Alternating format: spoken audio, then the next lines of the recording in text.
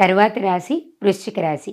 2025 సంవత్సరం ఆగస్టు నెలలో వృశ్చిక రాశి వారికి ఏ విధంగా ఉండబోతుందో గురువుగారిని అడిగి తెలుసుకుందాం.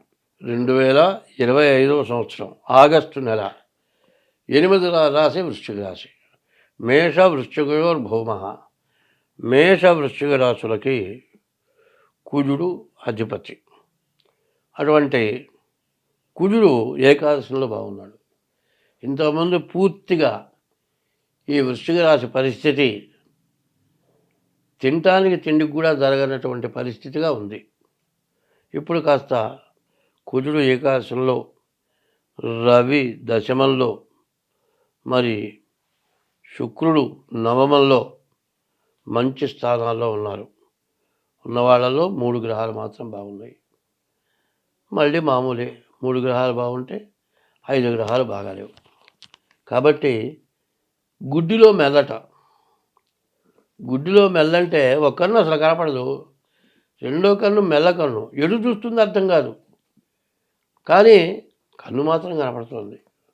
అట్లాగే కొంత మెరుగు ఈ వృశ్చిక రాశికి. ఈ వృశ్చిక రాశి వాళ్ళు కూడా ముందు డేట్ ఆఫ్ బర్త్ ద్వారా జాతకం చూపించుకోవడం చాలా అవసరం.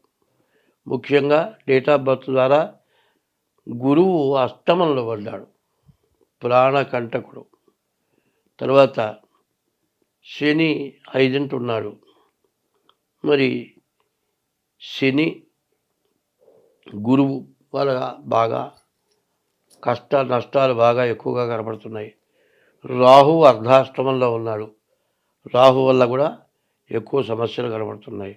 రాహువు, కేతువు, శని, గురువు, మరి బుధుడు, ఈ గ్రహాలు పూర్తిగా బాగాలేవు.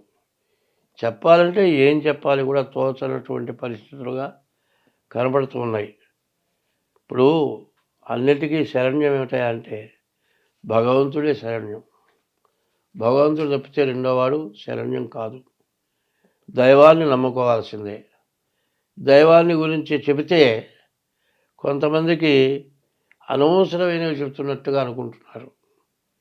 ఎందుకంటే బ్రహ్మ ముహూర్తం అంటారు, తెల్లవారుజాము లేవాలి.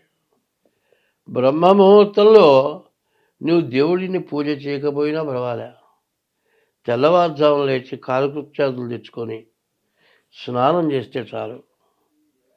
మరి మన శరీరం అంతా కూడా ఎంతో ఆరోగ్యకరంగా, ఎంతో హాయిగా ఉంటుంది.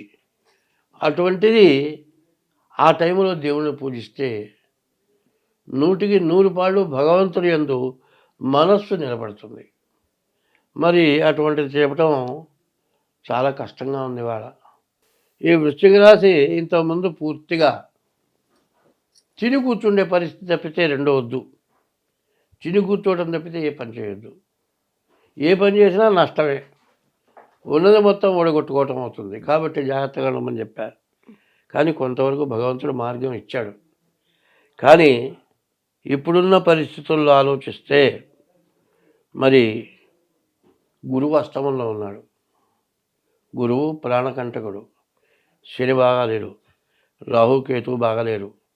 అయితే ఇప్పుడున్న గ్రహాల్లో 4 గ్రహాలు బాగాలేవు.